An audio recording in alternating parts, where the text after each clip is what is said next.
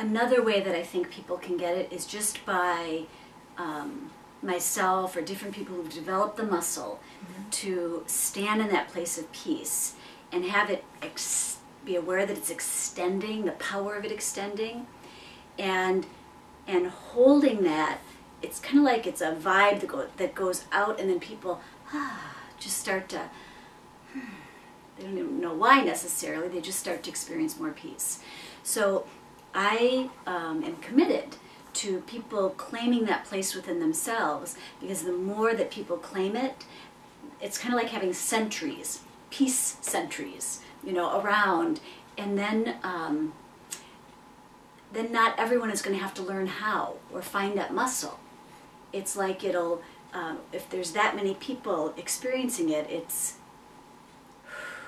shifts. So does that convey? Okay. So then you're asking about individuals. Whatever it might be for the individual. They lose their job, like especially this time of year, or this, you know, in the economic times. Yeah. Like, what are some things that people can do, or maybe even try or experience, that can help in times like that, when like all the circumstances say your life is gonna be in chaos? Yeah. Well, for me, it's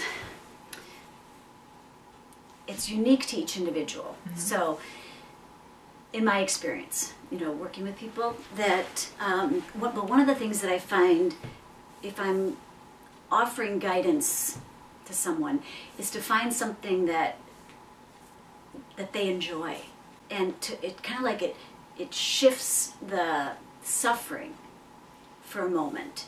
So if that's watching movies and being able to check out, you know, and it's not like checking out and avoiding, but it's like being able to shift into a peaceful place because they're not focusing on the suffering.